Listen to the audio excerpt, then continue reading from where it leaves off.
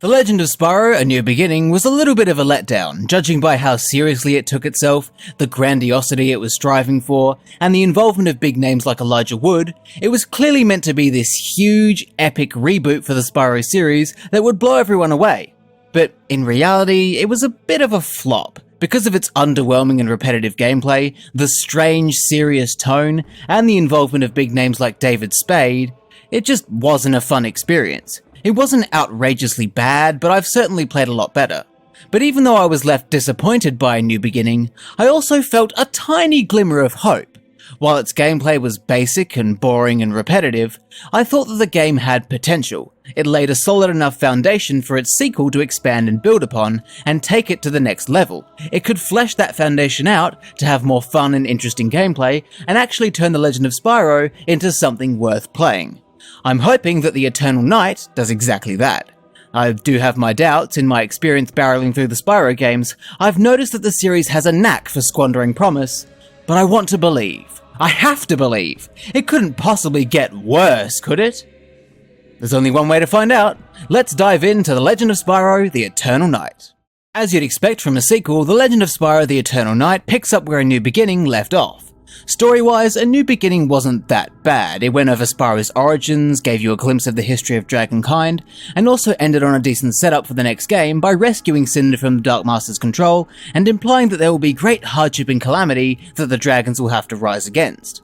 At the end of A New Beginning, I actually thought that Cinder had succeeded in reviving the Dark Master by the skin of her teeth, and Spyro only managed to save her and escape him at the last second. I thought the bad feeling they had at the end while looking up into the night sky was because the Dark Master had been released. But clearly I was off my tits and must have hallucinated, because the Eternal Night doesn't appear to have much to do with the Dark Master at all.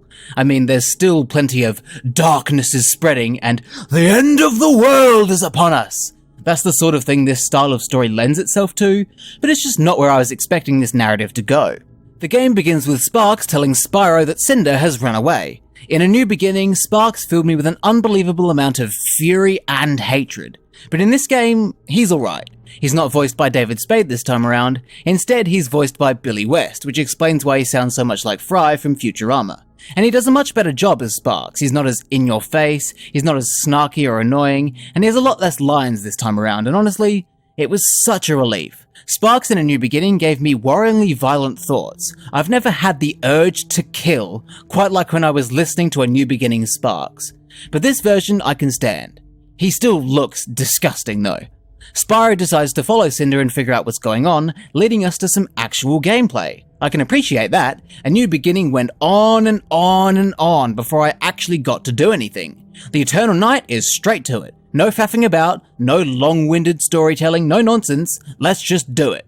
It was as I started playing the tutorial when my heart sank. I went into this game hoping it would build upon the foundations of A New Beginning in an interesting and meaningful way. And the opening level basically crushed that hope. My initial impression of it that persisted throughout my whole playthrough was that with the Eternal Night, it's the same as before, but this time, it's again. In terms of gameplay, it seemed nearly identical to A New Beginning. At the end of A New Beginning, Spyro's breath abilities had been lost for a reason I don't remember, so all he has available to him are his standard moves, his jumping and his basic combat abilities. In A New Beginning, Spyro only had one combo: circle, circle, circle, circle. And if you wanted to be fancy, you could do circle, circle, circle, circle, jump, circle, circle, circle. And that was it. That was the only combo. The Eternal Night, in a display of unbelievable creativity, changes this combo to now be circle, circle, circle, circle, jump, circle, circle, circle, circle, circle. Did you catch that? 2 extra circles! What innovation! The basic combat in this game is the same as it was before, and that's not a good thing. It wasn't great the first time around. The combat was just mindlessly mashing the attack button over and over until all the enemies fell down and died. And to be fair, most beat-em-up hack-and-slash style games are like that, but usually their combat has an amount of depth to it that makes it somewhat fun to play. Multiple combo strings, a wider variety of moves, just something, anything to give it depth and at least be a bit enjoyable. This kind of combat is just boring. It's the video game equivalent of watching grass grow. It's not satisfying at all, and it hit me like a wrecking ball to the nuts when I realized that yet again, the whole game was going to be like this. It's just going to be a new beginning round 2, and I wasn't happy about it. The thing that made A New Beginning's combat more bearable was the elemental breath. They each had unique effects and properties that changed the way you play, and they could be applied to various scenarios. That gave it some depth. You could use the electric breath to fling an enemy off a ledge and kill them in one hit. You could use the earth breath to launch a powerful tornado bomb at an enemy and kill them in one hit. I'm just now realizing that the reason I liked the elemental breaths in A New Beginning is because they allowed me to just not engage in the combat. But hey, credit where credit's due, it made the game a bit more fun. The elemental breaths return in the Eternal Night, but they aren't anywhere near as fun to use. Throughout the game, Spyro will randomly fall asleep and have a dream where he hears the voice of the Chronicler, whoever the hell that is.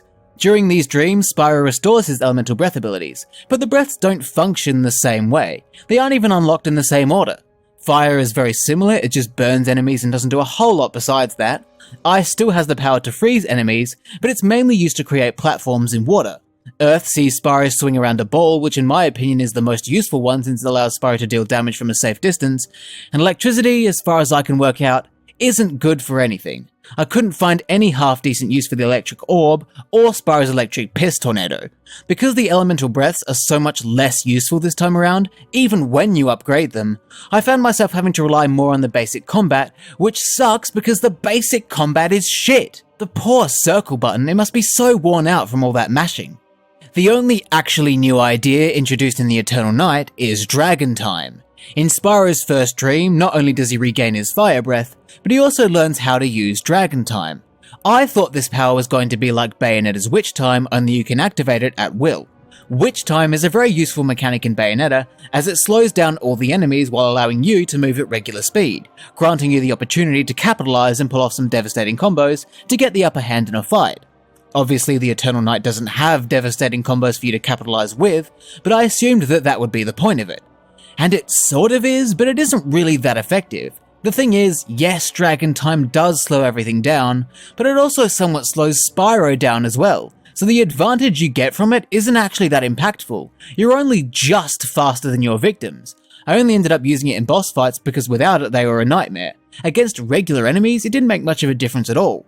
And besides, why would I want to slow the combat down anyway? The pace of this game is slow enough already. Speaking of slow, one of the other things I was hoping this game would improve upon is the levels themselves. A New Beginning's levels were not the best. Some of them were okay, but a lot of them were just linear paths filled with loads and loads and loads of identical enemy encounters with precious little to break it all up. The levels were just filled with constant combat against baboons. It was relentless. If you've noticed the pattern that's emerged, you'll have quickly figured out that the Eternal Night has the same problem. It does have a greater emphasis on platforming, which I appreciate somewhat, at least it's something to do besides the mindless combat, but there isn't that much of it, and it doesn't fix the issue. Yet again, every level is just a linear path filled with a never-ending onslaught of the same kinds of enemies over and over again. I will say that the Eternal Night does have some more variation in the enemies you encounter, some of which can only be defeated by flattening them or breaking through their guard, which is at least something different, but it doesn't make the combat or the levels any better. If anything, the more defensive nature of some enemies means it takes even longer to mow them down, not helped by the fact that Spyro is pathetic and barely does any damage to start with. I don't know if it's because I'm so tired of doing this brain-dead combat, or if it's actually because the levels are built this way, but they feel so long. Sometimes it's good to have a bit of length. Video games, movies, cocks, they all benefit from a reasonable amount of length. But the Eternal Night takes it too far. I can't handle that much length. Every level takes at least an hour to get through. It feels like such a slog. Out of all the games I've played for reviews on this channel, this was one of the most draining to play. I think that's just a symptom of this game's poor gameplay and level design. With A New Beginning, it was at least possible to cheese the combat with the elemental breaths and get through the levels at a reasonable pace. A New Beginning was bearable, but the Eternal Night was not. Everything was so slow and monotonous and repetitive and dull and boring and uninteresting. Honestly, if enemies didn't take so long to die, it might have been alright, but they take so many hits each and there are so many of them. Look at this section of the pirate fleet level. Look how many enemies you need to kill to progress. Look how long it takes. Even if you get through them all without dying, it takes such a long time.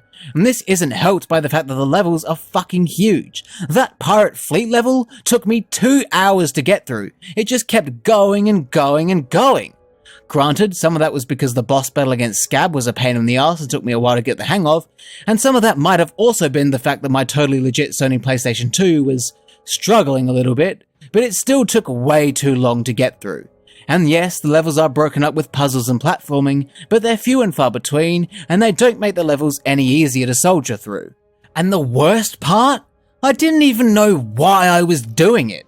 It was during this whole pirate arc that I realized I had no idea what the fuck was going on in this game. Obviously by this point I knew what was going on in terms of gameplay. For the preceding 3 hours, I had only been doing one thing, giving the circle button the pounding of a lifetime. It won't ever be able to walk again. But in terms of the story, which is the only reason you would decide to play this game after a new beginning, I have no idea what's happening. The story of the Eternal Night seems to be a collection of little bits and pieces that seemingly don't have anything to do with anything. It starts off with Cinder running away from the temple to find herself or some shit. She's probably just going through an angsty teen phase. Whatever. Spyro has narcolepsy. He randomly falls asleep and has dreams about the Chronicler, a character who none of the other characters even believe existed. And for some reason, that's a big deal, but to my knowledge, it wasn't explained why. Maybe the Chronicler should have chronicled that into the game somewhere. The temple was attacked by baboons. There's going to be an eclipse, where the two moons overlap, and that's for some reason a bad thing. In the real world, eclipses aren't really that big of a deal. Just don't look directly at it, and you'll be fine. There's also a mountain where the souls of the dead live, and evil creatures are drawn to it.